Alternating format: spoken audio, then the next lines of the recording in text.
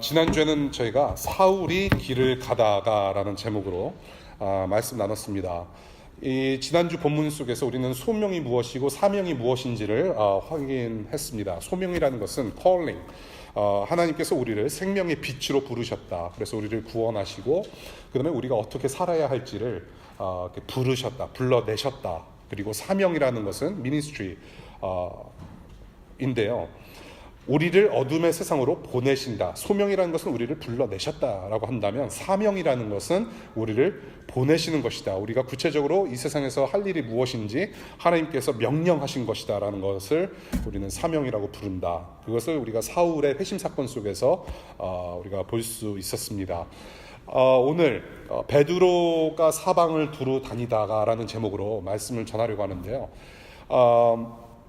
인공지능의 발달로 말미암아 앞으로 수많은 직업들이 없어진다라고 하는 기사를 심심찮게 우리가 볼 수 있습니다.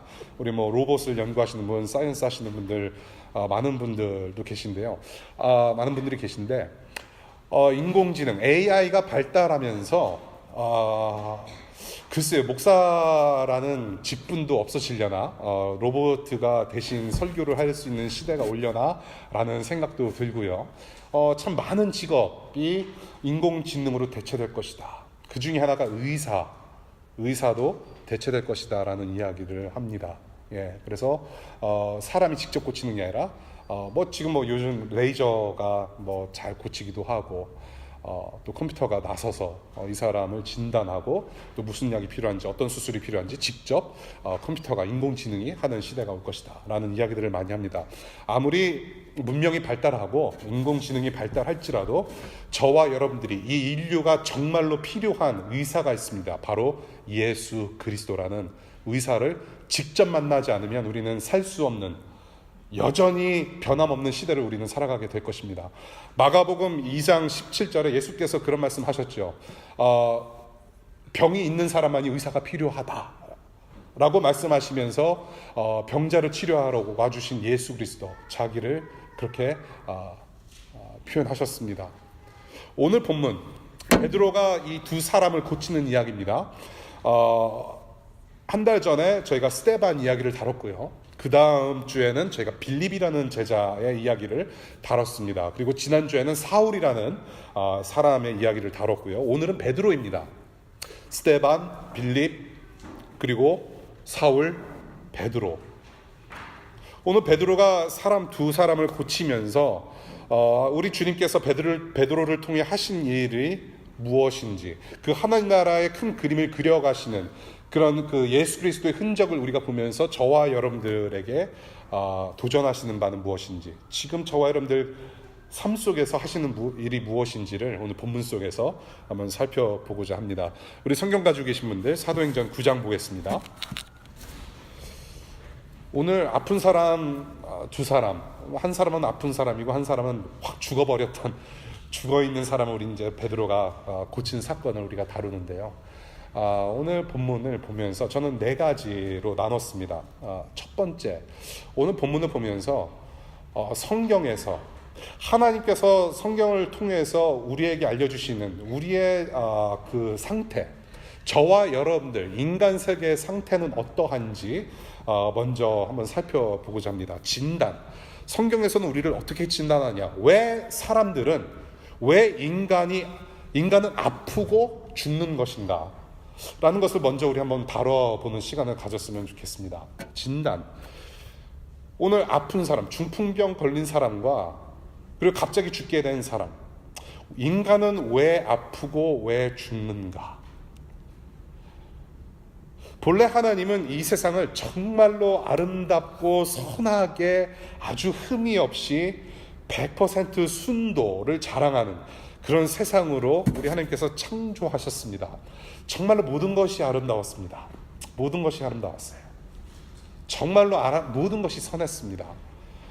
우리 창조주 하나님께서 모든 것을 정말로 아름답게 만드시고, 그리고 창조의 클라이맥스로서 인간을 유일하게 하나님의 형상으로 지으시면서 그랜드 피날레를 활짝 열어주셨죠.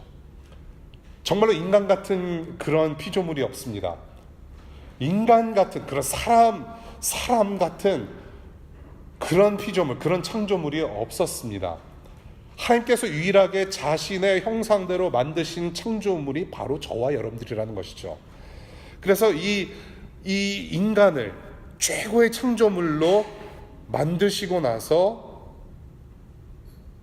아주 중요한 임무를 부여하셨어요. 무엇이냐? 하나님의 형상대로 만들었으니 이 모든 창조물을 다스리는 제사장 역할을 허락하셨고, 그러면 잘 다스리는 청지기의 역할도 부여하셨고, 정말 하나님처럼 왕이 돼서, 작은 왕이 돼서 이 세상을 다스리는 자들로 아주 특별한 임무를 우리에게 부여를 하셨다라는 것입니다. 그만큼 우리는, 인간은 굉장히 특별한 존재로 만들어졌다라는 것입니다. 그래서 우리는 하나님의 선하심만을 바라보면서 정말로 하나님께서 우리를 사랑하신 것처럼 피조물들을 사랑하면서 가꾸고 다스리고 확장시켜 나가는 그러면서 동시에 하나님을 사랑하는 그런 사람들로 우리를 살게 하셨다는 것입니다. 그런데 인간이 하나님의 말씀에 불순종합니다. 하나님의 말씀을 불순종했다는 것은 결국에는 하나님 자신을, 하나님의 존재 자체를 무시했다는 것입니다. 저와 여러분들에게, 우리 인간에게 자유의지라는 것을 주셨죠. Free will. 이 자유의지라는 것은 저와 여러분들이 너네들의 욕심대로 살아라, 너네들의 생각이 꼴리는 대로 살아라 라고 해서 여러분들에게 자유의지를 주신 것이 아니라 창조주 하나님을 마음을 다해서 사랑하도록 창조주께서 허락하신 자유의지였다는 것입니다. 이 자유의지를 가지고 너네들 마음껏 살아라가 아니라 하나님을 사랑하는데 생각하면서 살아라 라고 선택권을 주신 것이죠. 그런데 이 자유의지를 우리들 인간들의 욕망을 채우는 데 사용했다는 것입니다. 보아하니 먹음직스럽구나, 그래 따먹자. 결국 인간이 왕이 됩니다. 이 에덴 동산 그리고 온 세계 만물을 다스리는 하나님의 자리, 왕의 자리에서 하나님을 내쫓아버리고 인간들이 왕으로 등극하게 됩니다. 그것이 바로 타락의 사건이에요. 하나님을 왕좌에서 쫓아내는 죄악을 저지른 것이죠. 그 결과는 무엇이라고 얘기하냐면 성경에서는 죽음이라고 표현합니다. 죽음, the death. 이 죽음이라는 것을 우리 네이버 사전이나 다른 백과사전에서 여러 가지로 정의할 수가 있다라고 저는 생각합니다. 의료적으로 죽음이란 무엇인지, 또 영혼적으로 죽음이란 무엇인지, 성경적으로 죽음이란 무엇인지 여러 갈래로 우리가 정의를 내릴 수가 있겠는데요. 성경에서 말하는 죽음, 우리 창세기 한번 보도록 할게요. 창세기 3장입니다. 창세기 3장은 창세기 2장과 4장 사이에 있죠. In case you have no idea. 창세기 3장 14절 볼게요. 창세기 3장 14절.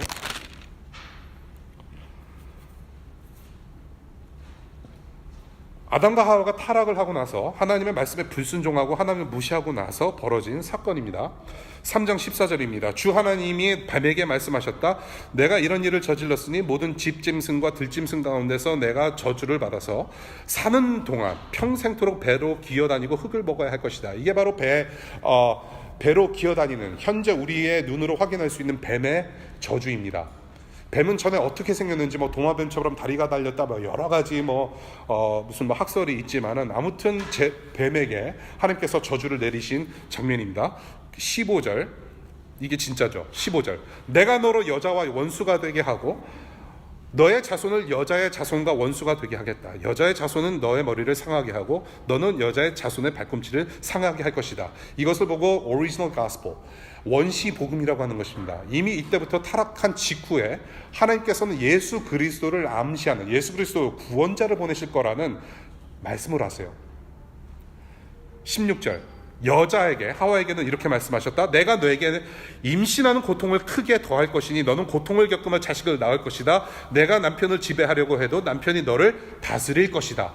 자, 여러분들 중에 여러분들 어머님께서 여러분들 낳으실 때 고통 없이 할렐루야 외쳤더니 아멘하고 뿅 하고 아이가 남았더라 하는 분 없으실 거예요. 그렇죠? 우리 서윤이, 우리 교회 제일 막내 서윤이도 엄마의 고통 속에서 나온 아주 귀한 아이죠. 여러분들이 다 그렇게 태어났어요. 그 고통이 어디서부터 시작됐느냐? 바로 타락 직후. 17절입니다. 남자에게는 이렇게 말씀하셨다. 내가 아내의 말을 듣고서 내가 너에게 먹지 말라고 한 그 나무의 열매를 먹었으니 자 이제 땅이 너 때문에 저주를 받을 것이다. 너는 죽는 날까지 수고를 해야만 땅에서 나는 것을 먹을 수 있을 것이다. 땅은 너에게 가시덤불과 엉겅퀴를 낼 것이다. 너는 들에서 자라는 푸승퀴를 먹을 것이다. 너는 흙에서 나왔으니 흙으로 돌아갈 것이다. 그때까지 너는 얼굴에 땀을 흘려야 나다를 먹을 수 있을 것이다. 너는 흙이니 흙으로 돌아갈 것이다. 흙에서 나왔으니 흙으로 돌아갈 것이다. 죽음이라는 뜻입니다, 여러분. 육체적인 죽음. 육체적인 죽음. 그리고 조금 더 위로 올라가서 너는 평생토록 일하면서 땀을 흘려야만 너는 먹고 살게 될 것이다.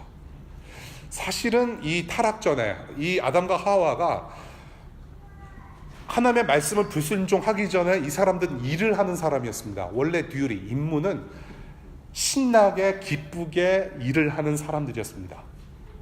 절대로 땀 흘리거나 뭐 이렇게 뭐 힘들어서 막 월요일날 출근하기 싫고 그런 상태가 아니라 창조주 하나님과 소통하면서 그분과 함께 창조 사역을 기쁘게 하는 사람들이었다라는 것입니다. 이 일이라고 하는 것은, 노동이라고 하는 것은 죄의 결과가 아니에요. 이미 일을 했던 사람들인데 죄가 들어오고 나서 이 세상이 변질이 되면서 이 일이라는 게 굉장히 힘들게 되었다라는 얘기입니다. 그러면서 동시에 죽음이 들어왔다. 장례 치르게 됐다라는 얘기입니다. 장례 치르게 되었다.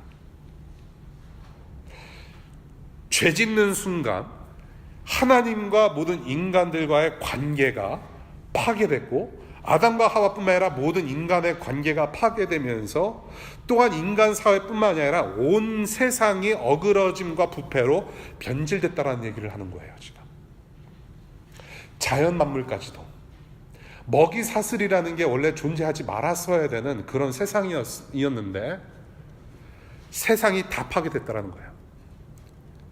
생명이신 하나님과의 관계의 단절이 그 성경에서 말하는 죽음의 정의입니다. 이 죽음이라는 것은 the death is the separation from God. 죽음이라는 것은 생명이신 하나님과 관계 단절이 그 죽음이라고 성경에서는 이야기를 해요. 그것이 어디로 연결되느냐? spiritual death. 영적으로 죽었다라고 표현을 하고 있고요. 그 다음에 육체적으로 죽음이라는 얘기를 하고 있습니다. 생명이신 하나님과의 관계 단절은 곧 영혼의 죽음을 가리키고 동시에 육체적인 죽음을 가리키는 거예요. 생명이신 하나님과의 관계의 단절. 흙으로 돌아가는 육체의 죽음. 그리고 또한 영혼의 죽음. 이 아담이라는 단어가 사실은 먼지라는 단어입니다. 아다마라고 하는 단어에서. 그러니까 하나님께서 이 아담을 부르시다. 야 먼지야. 자기가 어디서부터 왔는지를 기억을 했었어야 되는 사람이라는 거죠. 아, 나는 먼지에서 왔구나. 내 이름이 아담이네. 아다마. 히브리어로 아다마예요. 아다마. 아담. 나는 먼지에서 만들어졌으니까 먼지에서 나를 이렇게 만드신 분이 하나님이 계시구나. 자유의지를 가지고 하나님을 사랑하며 피조물들을 사랑하면서 예배를 하는 하나님의 선하심을 바라보면서 그렇게 살아가는 존재였는데 타락하면서 죽음이 찾아왔어요. 이 먼지들에게는 가장 잘 어울리는 곳이 그래서 공동묘지라는 거예요. 죄송하지만 흙으로 왔으니 흙으로 돌아가라. 이것이 바로 저와 여러분들이 가지고 태어나는 운명이라는 것이에요. 죽음이 결과입니다. The result of sin. The result of sin is death. 죽음이 결과이니 나타나는 현상들도 있어요. 아까도 말씀드렸지만 우리 어머님들이 저와 여러분들이 고통 속에서 애를 낳는 것뿐만 아니라 땀을 흘려야만 정말로 어려운 노동을 해서 우리가 밥을 먹고 살아야 되는 그런 이러한 일상에서 일어나는 모든 현상들이 사실은 다 고통스럽다는 것입니다. 죽음이 들어왔다는 것은 우리는 죽음을 향해서 가는 사람들이고 그 죽음을 향해서 가면서 동시에 여러 가지 고통을 겪게 될 수밖에 없는 운명을 지니고 살아간다라는 것입니다. 이 삶 자체가 고통인 거예요. 해산의 고통, 노동의 고통, 그리고 성경에서 지금 보고 있지만은 서로 지배하려고 하는 그런 권력 경쟁으로 어그러진 인간의 관계. 남자와 여자, 종 만들고 노예 만들고 내가 갑이 되고 너가 을이 되고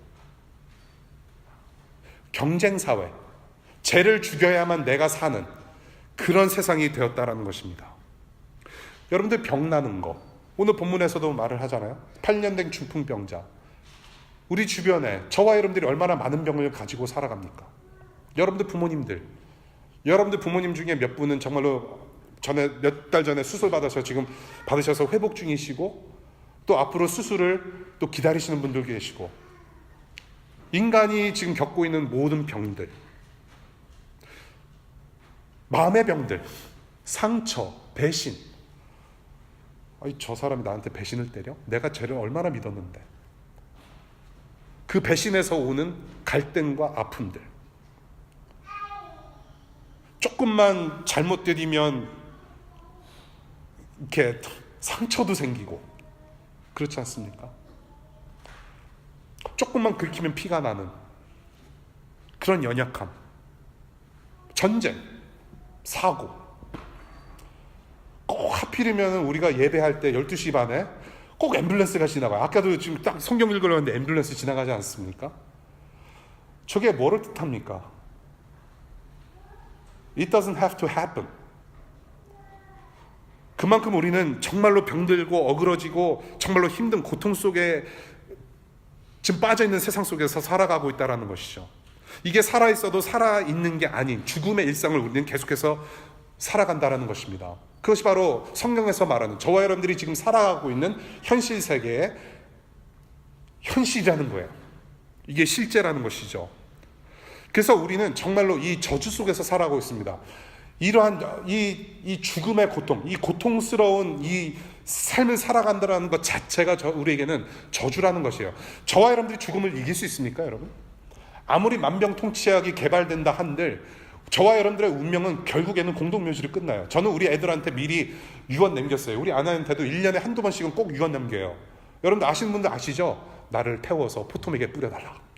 예, 땅값 비싸니까 괜히 땅 사서 묘지 만들지 말고 그냥 확 뿌려버려라. 그리고 이제 우리 큰아들이 가끔씩 지가 갖고 싶은 거 이제 나한테 이제 사달라고 할 때 협박하는 이제 내용입니다. 아빠 이거 안 사주면 안 태우고 그냥 확 묻어버린다. 예. 그게 우리 현실이에요. 우리는 언젠간 죽어요. 우리는 그 저주를 끊을 수가 없습니다. 아무리 의학이 발달되고 인공지능이 발달되도 저와 여러분들은 어차피 우리는 공동묘지로 들어갈 운명을 타고났다는 거예요. 더 큰 저주는 무엇이냐면 나는 잘 살고 있다고 생각하는 것 자체가 큰 저주입니다, 여러분. 나는 잘 살고 있다. 내 영혼은 바짝 죽어 있는데 나는 잘 살고 있고 How are you? 하면 I'm fine. 정말로 I'm fine입니까? 그렇지 않아요. 성경에서는 예수님을 만나기 전의 상황을 뭐라고 표현하냐면 You are dead in sin and transgression. 죄와 허물로 이미 죽었던이라고 표현하고 있어요. 죽어있는 상태라고 표현하고 있습니다. 그게 저와 여러분들이 예수 그리스도를 만나기 전의 상태라는 것을 얘기를 해요. 이 또한 우리는 해결할 수 없습니다. 우리의 영혼의 상태는 우리 스스로 해결할 수가 없어요. 제3자, 어디로부턴가 어떤 신적인 존재가 개입하지 않으면 우리는 절대로 살아갈 수 없는 사람들이라는 것을 성경에서 또한 우리의 현실 속에서 우리는 보게 돼요. 이 저주 안에서 사는지도 모르기 때문에, 정말로 무능력하기 때문에 우리는 이 저주 속에서 살아가면서 우리는 이것을 끊어야만 살 수가 있는데 바로 하나님께서 우리에게 처방을 내려주세요. 그것이 누구시냐면 바로 예수 그리스도라는 거예요. 예수 그리스도. 이 창조의 원래 목적이 확 뒤집어졌습니다. 하나님께서 만드신 사람들이 되레 창조주 하나님을 불순종하고 배신 때리고, 그래서 이 하나님께서 만드신 이 세상이 완전히 뒤집어졌어요. 우리의 일상도 뒤집어져서 하늘 나라가 파괴됐고요.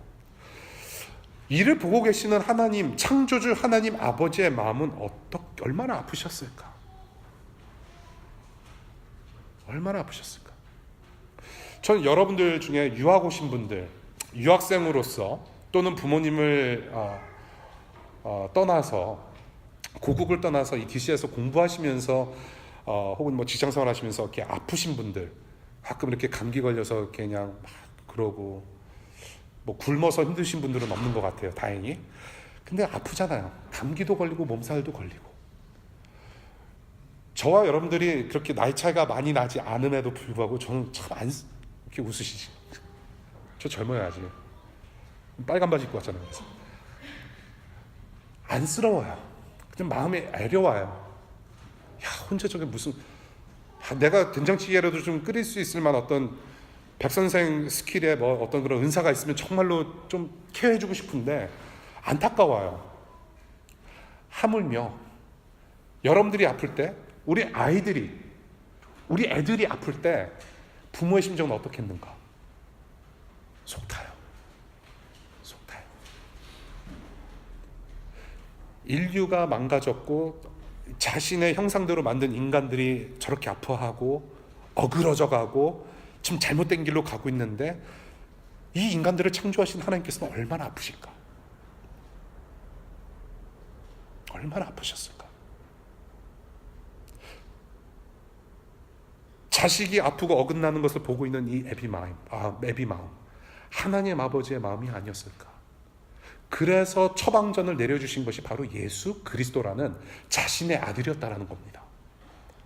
예수 그리스도, 하나님의 아들 예수를 이런 세상의 한복판으로 보내주셨어요.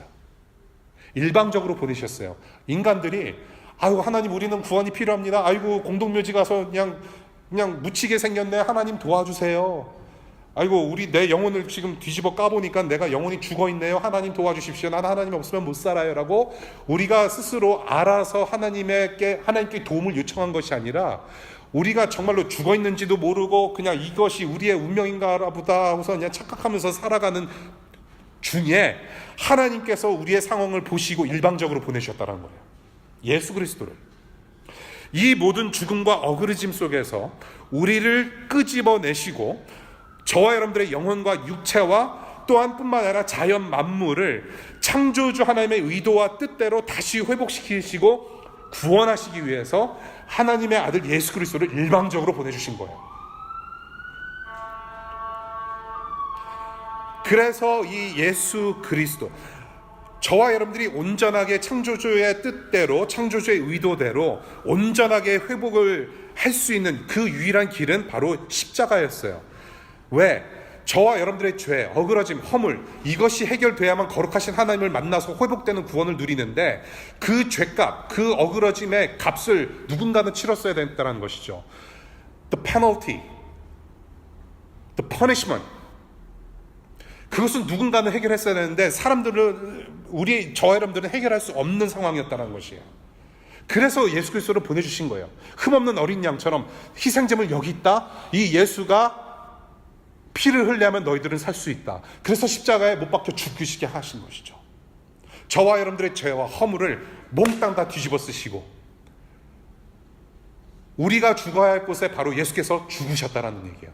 죄값을 다 받으시고 페널티를, 퍼니시먼을, 그 형벌을 예수께서 다 감당하신 것이에요. 이것이 복음이라고 하는 기쁜 소식입니다. This is the good news. This is the gospel. 우리가 죽었을 때 육체적인 죽음, 영적인 죽음 속에서 우리가 고통당하고 살아가고 있을 때에 하나님께서 일방적으로 자신의 아들을 보내주셔서 우리의 죄에, 우리의 허물의 짐을 벗어주셨다.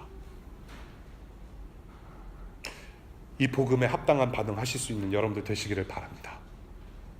이게 바로 하나님께서 여러분들에게 내려주신 처방전이에요. Prescription, Jesus Christ.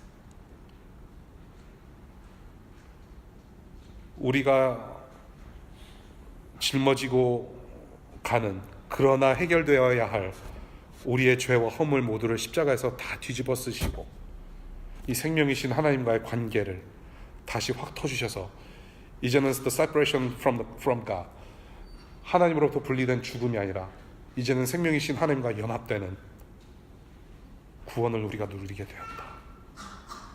복음입니다. 우리 골로새서 볼게요. 콜로시안스, 신약의 골로새서 1장 보겠습니다. 골로새서 1장 19절부터 22절. 골로새서 1장 19절부터 22절 말씀입니다. 하나님께서는 그분의 안에 모든 충만함을 머무르게 하시기를 기뻐하시고 그분의 십자가의 피로 평화를 이루셔서 그분으로 말미암아 만물을 곧 땅에 있는 것들이나 하늘에 있는 것들이나 다 자기와 기꺼이 화해시키셨습니다. 전에 여러분은 악한 일로 하나님을 멀리 떠나 있었고 마음으로 하나님과 원수가 되어 있었습니다. 그러나 지금은 하나님께서 그리스도의 죽으심을 통하여 그분의 육신의 몸으로 여러분과 화해하셔서 여러분을 거룩하고 흠이 없고 책망할 것이 없는 사람으로 자기 앞에 내세우셨습니다. 이것이 바로 복음입니다. 이것이 복음이에요. 죽음에 갇혀있던 저와 여러분들이 다시 영원히 살게 되는 복음으로 와주신 예수 그리스도. 창조주 하나님께서 보여주시는 최고의 사랑, 예수 그리스도. 이 예수 그리스도께서 십자가에서 죽으시는 어떤 우리에게 향하신 그런 사랑의 클라이막스를 보여주시기 전에 이 세상에서 사시면서 수많은 사람들을 치료하셨습니다. 복음서를 보면은 예수 그리스도께서 고통당하시고 고난받으시고 십자가에서 죽으시고 부활하신 내용을 중심으로 많이 다루고 있는 것이 바로 성경에서 우리가 읽고 있는 복음서입니다. 그런데 복음서에는 예수께서 많은 사람들을 만나시고 섬기시고 봉사하시고 하신 그런 사건들이 많이 기록이 되어 있습니다. 그것을 우리는 잊지 말아야 돼요. 참 많은 사람들을 고쳐주셨어요. 이렇게 세우셨어요. 이미 죽어있던 사람들도 부활의 맛을 보게끔 이렇게 세워주셨습니다. 생명을 주셨어요. 예수께서 십자가에서 죽으시기 전까지 이 죽음의 세상에서 몸소 섬기셨어요. 섬기시면서 정말로 그 사랑으로, 그 생명의 사랑으로 병들고 죽어있던 사람들, 소외된 많은 사람들을 고쳐주시고 일으키시고, 그래서 보여주신 것이 바로 하나님의 나라예요. 하나님의 나라를 그렇게 선포하셨어요. 자, 이제는 고통과 사망으로 지배되는 이 세상의 시스템을 이제는 내가 뚜껑을 확 열어버리겠다. 뚜껑 여시는 사건들이 바로 병자들을 고치시고 죽음에서 일으키신 사건들이에요. 하나님의 맛을 보게 하셨어요. 그런데 승천하시고 난 다음에 죽으시고 부활하시고 하나님의 보좌로 다시 승천하시고 난 뒤에 제자들이 예수님의 일을 대신해요. 제자들이 사람들을 고치고 막 일으켜 세우고 하나님의 나라를 막 선포합니다. 그 중에 한 명이 바로 저와 여러분들이 오늘 읽은 본문의 베드로라는 사람이에요. 이제는 예수님뿐만 아니라 제자를 통해서 치료합니다. 치료, 힐링. 베드로를 통해 일하시는 예수의 모습을 오늘 본문에서 보게 돼요. 오늘 본문에서 베드로가 두 사람을 일으켜 세웁니다. 그 외에도 많은 사람들을 아마 고쳤을 거라는 생각이 들어요. 물론이죠. 특별한 사도였기 때문에, 사도로 부르심을 받았기 때문에 이 사람들이 작은 예수로서 병든 사람들을 고치고 정말로 하나님의 나라를 선포합니다. 그런데 이 베드로가 자신이 어떤 능력이 있어서 고친 게 아니에요.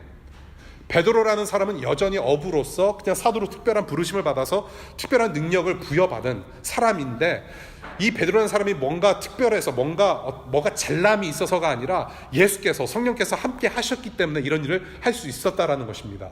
오늘 본문에서 그것을 보여줘요. 베드로는 오늘 본문에서 보게 되니까 보니까요, 사방을 두루 다니다가 어떤 동네로 들어갑니다. 8년 동안 고생하고 있는 애니아라는 중풍병자를 만나요. 이 중풍병, 여러분들 혹시 아시는지 모르겠어요. 저도 이 주변에 뭐 중풍병이 걸려서 이렇게 심하게 알아놓으신 분은 저는 아직 없었어요. 근데 건너서 중풍 때문에 힘들어하시는 분들의 이야기는 많이 들었습니다. 중풍병으로 8년 동안에 누워있다라는 얘기는 거의 반신불수란 얘기예요. 지각이 거의 희미한, 흐물흐물한 상태. 예. 아주 힘든 상태죠. 그리고 또 한 명입니다. 다비다라는 여자예요. 죽어 있습니다. 이 사람은 죽어서 다락방에 있어요. 이 사람을 만나서 이렇게 세웁니다. 이것은 이 베드로라는 사람의 능력이 아니라 예수, 성령께서 하신 일이다. 이것을 우리는 어떻게 아는가? 네 가지로 우리가 한번 본문에서 봤으면 좋겠어요. 이 존 스타트라는 목사님께서 쓰신 책에서 제가 일부 인용을 해서 여러분들께 알려드리고 싶어요. 첫 번째, 이 베드로가 오늘 두 사람을 고친 사건은 예수 그리스도께서 이미 하셨던 사역을 모범으로 모델로 삼아서 한 것이다라는 것을 보게 돼요. 자, 중풍병자 애니아라는 사람을 만납니다. 지금 여러분들 영어 성경에는 히로도 있습니다. 이 애니아라는 사람은 남자예요. 여자 아닙니다. 예, 한글 다른 어떤 자료를 보게 되면 이 애니아라는 이름 자체가 주는 뉘앙스가 있잖아요. 여자 이름 같지 않습니까? 애니아. 근데 이게 남자 이름이에요. 사실은 남자입니다. he입니다. she가 아니라. 이 남자를 베드로가 고치는데 34절 볼게요. 오늘 본문 34절 보면은 베드로가 얘기를 합니다. 34절. 애니아여, 예수 그리스도께서 그대를 고쳐주십니다. 일어나서 자리를 정돈하십시오. 자, 8년 동안 중풍병에 걸려서 누워있는 사람한테 예수께서 고쳐주십니다. 예수님의 이름을 선포합니다. 그런 다음에 이렇게 세우는데, 자, 일어나서 자리 정돈하세요. 영어로 뭐라고 표현합니까? Make your bed. Make your bed. Make your bed라는 말이 뭔지 아시죠? 이불 잘 이렇게 오늘 밤에도 잘 잘 수 있도록 정리해 놓으라는 얘기입니다. 개켜놔라. Make your bed. 정말 재밌는 표현이에요. 자, 자리 정돈하고 일어나세요. 이 사람이 일어나요. 그런데 이와 비슷한 상황이 있었어요. 가버나움에서 중풍병에 걸려서 누워있는 사람, 친구들이 중풍병자 이렇게 내려주잖아요. 그걸 예수님께서 고쳐주시잖아요. 똑같은 말씀하셨어요. 자, 예수님께서 고쳐주십니다. 이 중풍병자를. 그 다음에 뭐라고 말씀하세요? 자, 일어나 네 침대 챙겨서 집에 가라. 네. 중풍병 걸린 전 재밌는 생각이 지금 막 드는 게요. 자, 중풍병을 왜 고쳐줬을까? 야, 친구들이 침대 무거운 거 들고 왔으니 이제는 네가 들고 가라. 얼마나 기가 막힌 사건입니까? 내가 누워온 그 침대를 이제는 예수 그리스도께서 나를 고치셔서 그 침대 내가 들고 간다는 거예요. 똑같은 말씀하셨어요. 다비다라는 여자, 베드로가 이 죽어있는 다비다를 만납니다. 오늘 본문에서 이미 죽어 있었어요. 근데 사람들을 다 내보냅니다. 그리고 기도하면서 고쳐요. 다비다굼, 원어로 다비다굼, 다비다굼, 다비다야 일어나라. 예수께서도 똑같은 말 하신 적이 있으세요. 야이로라는 사람의 딸, 죽어있는 딸을 일으켜 세우면서 뭐라고 말씀하셨냐면 똑같이 사람들 다 내보내고 달리다 굼이라고 말씀하셨어요. 달리다 굼, 일어나라. 다비다 굼, 달리다 굼, 사람들 다 내보내고. 이 예수 그리스도의 모범을 따르는 베드로의 사역을 여기서 보게 되고요. 두 번째로 보게 되는 것은 예수 그리스도의 권능입니다. 권능. 베드로나 인간들에게는 사람을 고치거나 일으킬 만한 능력이 전혀 없습니다. 저와 여러분들도 똑같아요. 그런 이 사람을 고치거나 죽어있는 사람을 이렇게 세우는 것은 전적으로 이 전능자의 개입이 있어야만 가능한 거죠. 그것을 오늘 본문에서 보게 돼요. 34절. 베드로가 어떻게 합니까? 예수 그리스도께서 그대를 고쳐줍니다. 예수 그리스도의 이름을 선포해요. He proclaims the name of Jesus Christ. 예수 그리스도의 이름으로 고칩니다. 예수께서 함께 하시니 고쳐짐을 받는 것이에요. 다비다를 고칠 때 어떡합니까? 40절 보겠습니다. 자세를 들려서 시신 쪽으로 이렇게 자기가 시신을 바라보면서 기도한 것이 아니라 사람들 다 내보낸 다음에 시신을 보지 않고 몸을 돌이켜서 다른 데 보면서 하나님께 기도를 합니다. 그러니까 시신이라는 문제에 집중하지 않고 시신의 반대 방향으로 몸을 돌이켜서 오직 하나님께 집중하며 기도하고 전능자의 도움을 요청을 한다는 것이죠. 예수 그리스도의 권능, 전능자의 권능이 다분히 스며든 기적의 사건. 세 번째, 이 고침 사건들은 예수 그리스도의 구원을 가리킨다는 겁니다. 예수 그리스도의 구원의 맛을 보게 한다. 예수께서도 생전에 많은 사람들을 고치실 때 그렇게 병에서 고침받고 바로 이것이 구원이다. 이것이 바로 하나님 나라라는 것을 가르치시고 보여주시고 맛보게 하셨듯이 베드로도 똑같은 일을 한 것이다. 8년 된 중풍병자 고치고 일으킨 일, 죽어있던 다비다를 소생하게 한 일, 모두 죽음과 고통에서 부활을 경험하게 한 일이라는 것입니다. 우리는 마냥 아파하는 사람들이 아니구나. 우리는 죽는 존재가 아니구나라는 것을 가르치는 사건이라는 거예요. 가리키는 사건.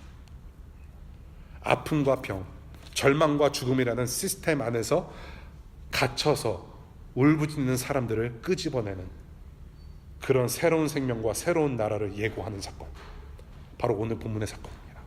구원을 이야기를 하고 있다. 그 다음에 마지막으로 결국에는 so what? 이것이 결국에는 무엇을 가리키는 것인가? 바로 예수 그리스도의 영광, 하나님의 영광, 창조주 하나님의 영광을 가리키는 사건이라는 것입니다. 이 두 사건으로 지금 누가 영광을 받습니까?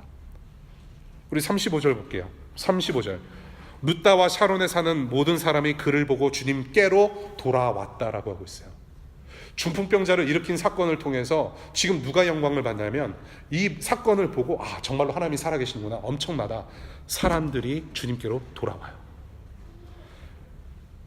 42절 볼게요. 다비다라는 죽어있는 여자를 베드로가 이렇게 세운 다음에 누가 영광을 받아요? 그 일이 온 요빠에 알려지니 많은 사람이 주님을 믿게 되었다. 주님을 믿게 되었다. 하나님께서 본래 원하셨던, 본래 디자인하시고 의도하셨던 그분 하나님 나라가 되는 것이 지금 실질적으로 이루어지는 것이라는 얘기예요. 하나님 나라가 지금 하나님께서 창조 의도하신 그런 나라가 확장이 됨과 동시에, 그래서 하나님께서 그 영광을 받으신다는 얘기입니다. 사람의 구원은 곧 하나님의 영광이에요. 지금 베드로가 두 사람 고치고 나서 절대로 베드로가 영광을 받지 않습니다. 사람들이 베드로를 따르지 아니하고 하나님을 따르게 됐어요. 창조주 하나님, 예수 그리스도라는 이름으로 사람들이 변화받고 주님을 따르게 되었다. 하나님 나라의 확장이 큰 그림으로 이제 조금씩 더 보여지게 된다는 것이에요. 하나님의 영광은 그 누구에게도 나누지 않습니다. 하나님의 영광은 나눌 수가 없어요. 사람의 것이 아닙니다. 베드로 것이 아닙니다. 저와 여러분들의 것이 아니에요. 요즘 시상식 많이 하죠. 한국에서 연예대상 우리 영자 누나가 받았대요. 승기 형도 받아요. 승기 형이 아니구나. 우리 승기 동생도 받았대요. 모르겠어요. 얼마나 많은 연예인들이 상을 타면서 이 영광을 주님께 올려드립니다.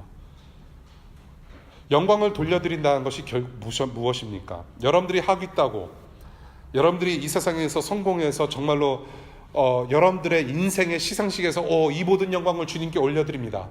그때까지 기다려야만 하나님께서 영광 받으십니까? 영광을 돌려드린다, 영광을 드린다라는 말이 무엇인가요? 하나님의 영광이 정말로 뭔가 모자른가요? 그래서 우리가 하나님께 영광을 뭔가를 드려야만 하나님의 영광이 온전해집니까? What does that mean? That we give God glory. How do we glorify God? 하나님께 영광을 드린다, 하나님께 영광을 돌린다라는 말은 저와 여러분들이 경험하는 모든 높아진 칭찬, 그 모든 것, 좋은 것들, 이 영광은 우리 것이 아니라, 내 것이 아니라 하나님의 것이다라고 인정하는 게 바로 하나님께 영광 돌려드린다는 거예요. That's what it is. 이 영광은 내 것이 아니고, 당연히 내 공로, 내가 잘나서 받는 칭찬이 아니고, 이 모든 것들은 하나님의 것입니다. 하나님만이 영광 받으시기에 합당하십니다.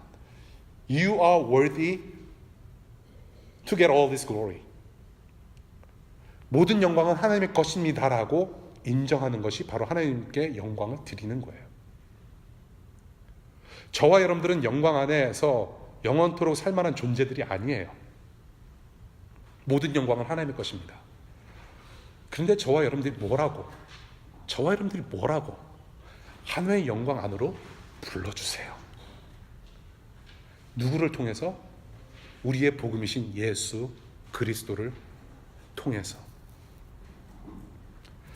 그 영광을 다 받으시고 하나님 나라를 이 땅 가운데 완성하시기 위해서 지금도 저와 여러분들을 통해서 2000년 전에 베드로뿐만 아니라 그 12제자뿐만이 아니라 지금도 오늘날 2018년, 2019년 저와 여러분들을 통해서 이 일을 계속해서 진행하세요.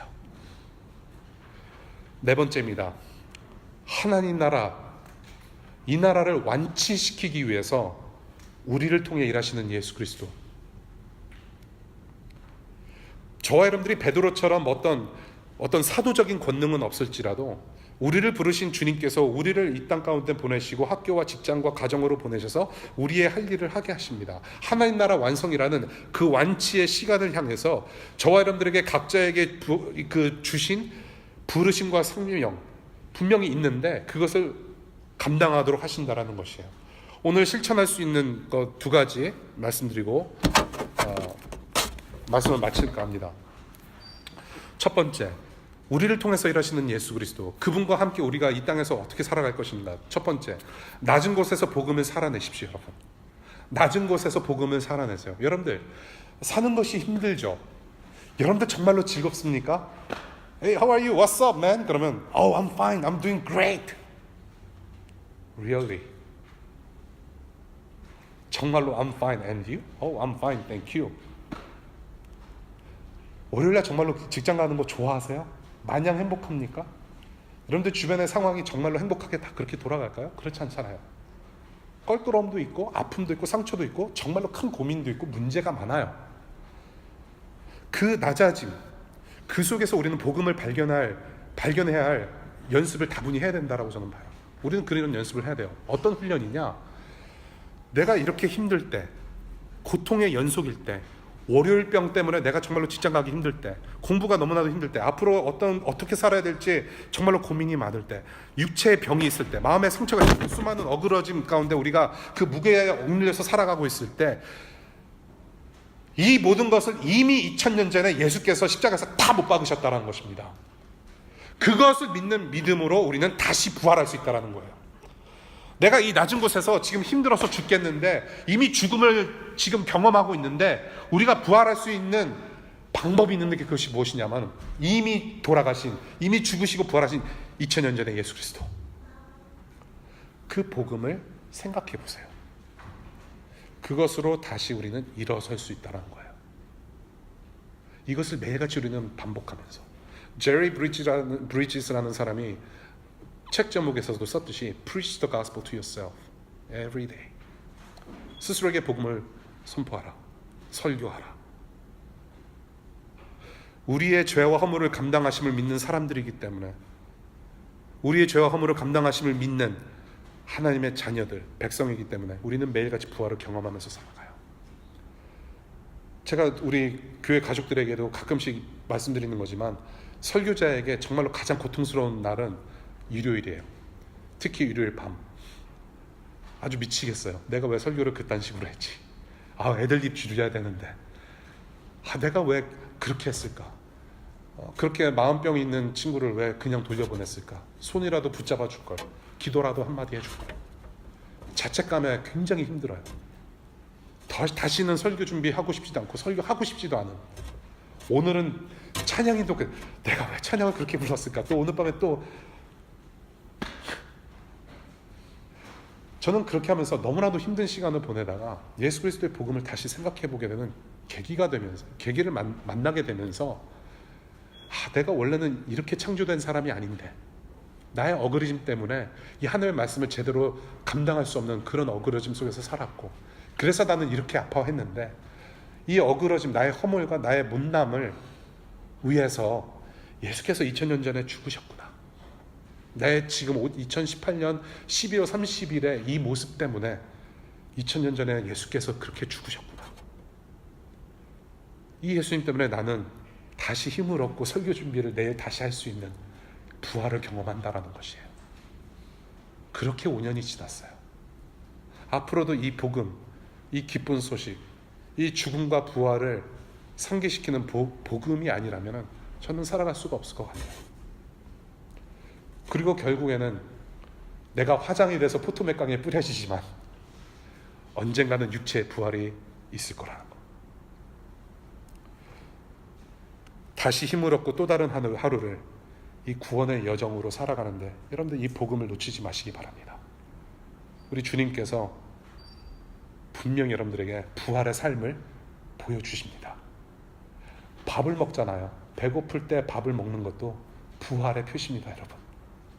우리 주님께서 우리에게 허락하신 은혜예요.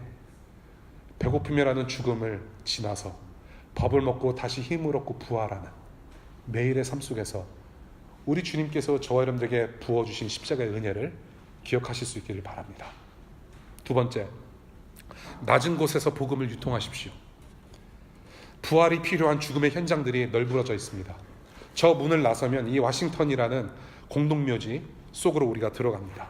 정말로 위로가 필요한 소외된 자들을 우리가 부활의 능력으로 섬겨야 됩니다. 우리가 복음을 우리가 경험하고 그 부활을 통해서 우리가 새 힘을 얻고 살아가듯이 우리는 이제는 우리에게 보내주신 이웃들을 우리가 보듬어야 된다는 것이에요. 이런 모든 만남들 낭비하지 마시기를 바라요.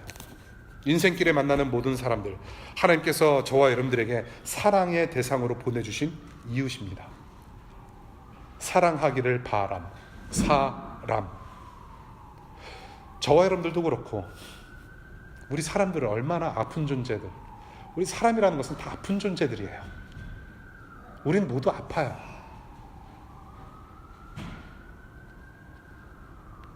우린 아픈 사람들이에요.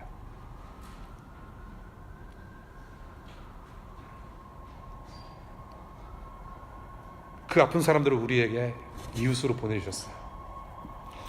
오늘 본문, 베드로가 누구를 섬깁니까? 누워서 알아있는 8년 동안 누워서 알아있는 사람을 일으켜요.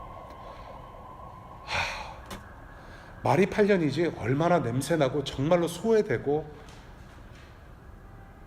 얼마나 힘든 상황이었을까요? 그리고 어디로 갑니까? 43절이에요. 43절 볼까요?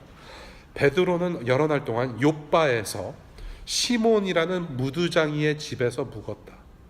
베드로는 자기가 사람 고쳤다고 모든 영광 받지 않고 이 무두장이라는 사람의 집으로 다시 들어가요. 이 무두장이라는 말은 뭐냐면 가죽의 이 짐승의 가죽을 벗겨다가 재단하는, 그것을 잘 손질해서 내다 파는 사람이래요. 굉장히 천한 사람입니다. 다시 이 사회에서 소외된 사람의 집으로 가요. 욥바라는 곳은 앞으로 이제 다음 주에 욥바라는 지명이 나옵니다. 이 욥바라는 데는 어디냐면요, 요나가 하나님께서 지시하신 곳으로 가지 않고 도망갔던 길에 나오는 길 이름이에요. 욥바라는 곳이 이방인 선교에 반드시 필요한 이 지명이라는 것이에요. 도망가는 길목입니다. 소외된 사회예요. 베드로는 거기로 다시 갑니다. 다비다의 평소 이야기를 좀 볼게요. 다비다는 어떤 사람이었느냐? 36절이에요. 이 사람이 죽기 전에 수많은 과부들을 잘 섬겼다라고 얘기합니다. 36절, 이 여자는 착한 일과 구제 사업을 많이 했던 사람이래요. 평소에 소외된 사람들을 향해서, 정말로 사랑이 필요한 사람들, 위로가 필요한 사람들을 향해서 섬김의 그런 섬김을 다했던 사람으로 묘사하고 있어요. 어떤 일을 했느냐? 구체적으로 자, 39절입니다. 사람들이 그를 다락방으로 데리고 올라갔다. 과부들이 모두 베드로 곁에 서서 울며 도르가가 그들과 함께 지낼 때에 만들어둔 속옷과 겉옷을 다 내보여 주었다. 정말로 많은 사람들이 이 여자의 사랑을 받았어요. 그래서 이 사람이 이 다비다라는 여자가 죽었는데 시체를 씻고 나서 장례 치른 게 아니라 너무나도 이 사람이 귀중하고 소중했고 너무나도 우리가 사랑했던 사람이기 때문에, 이 사람한테 너무나도 우리가 신세를 많이 졌기 때문에 이 사람은 정말로 살게 하고 싶다, 살려주고 싶다. 그래서 다락방으로 모셔요. 그리고 베드로를 부릅니다. 얼마나 이 사람한테 신세를 많이 졌으면, 사랑을 얼마나 많이 받았으면. 여기서 말하는 속옷과 겉옷, 과부들이 무슨 돈이 있겠습니까? 여기서 말하는 속옷은 언더웨어 아니에요. 뭐 빅토리아 시크릿처럼 뭐 이렇게 그런 게 아니라, 여기서 말하는 겉옷은 이 옷을 말하는 거예요. 셔츠 같은 거. 그러고 나서 우리가 잠바 입는 겉옷을 입잖아요. 그런 속옷과 겉옷을 가리켜요. 그러니까 말인즉슨 과부들이 돈이 없어서 헐벗고 굶주리고 정말로 그냥 누더기처럼 생활하고 있을 때 옷을 만들어다가 입힌 사람이래요. 다비다가. 평소에 이미 죽음을 경험하고 있는 과부들을 섬김으로 해서 부활시켰다는 거예요. 그런데 이 다비다라는 여자가 죽음을 경험하고 나서 그 정말로 예수 그리스도의 부활을 자기가 또 경험을 해요. 예수께서 베드로를 통해서 이렇게 세워주십니다.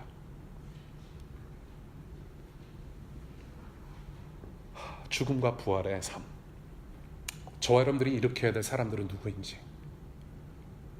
지난주 이 세상이 수많은 교회들이 예수 그리스도의 오신 성탄, 크리스마스를 나름 기뻐한다고 즐겨하고 있을 때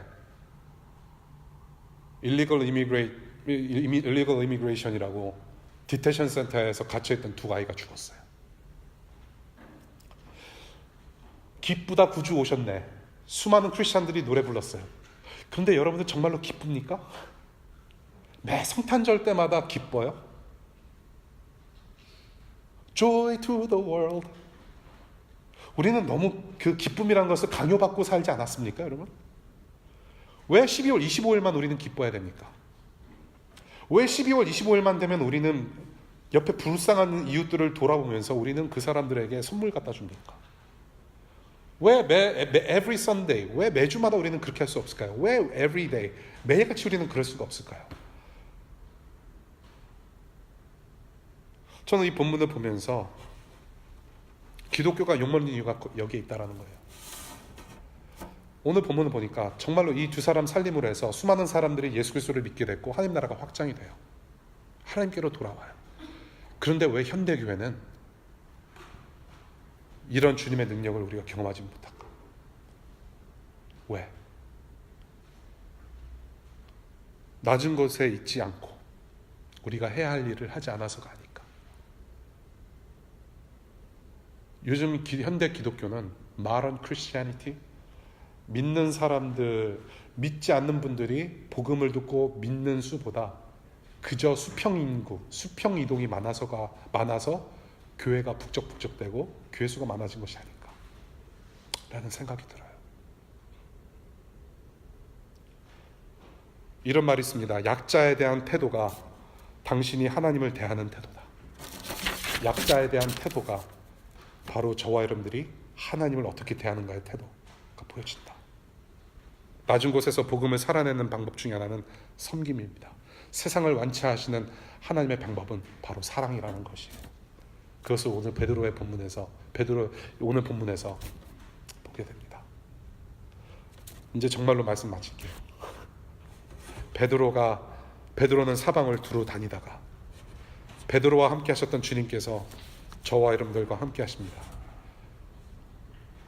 우리가 살아가는 인생길에서 두루 살면서 일상과 직장과 학교와 가정에서 정말로 예수가 필요한, 섬김이 필요한, 부활이 필요한 자들에게 그런 하나님 나라를 맛보게 하는 2019년 선교 공동체가 될 수 있기를 간절히 축복합니다. 기도할게요.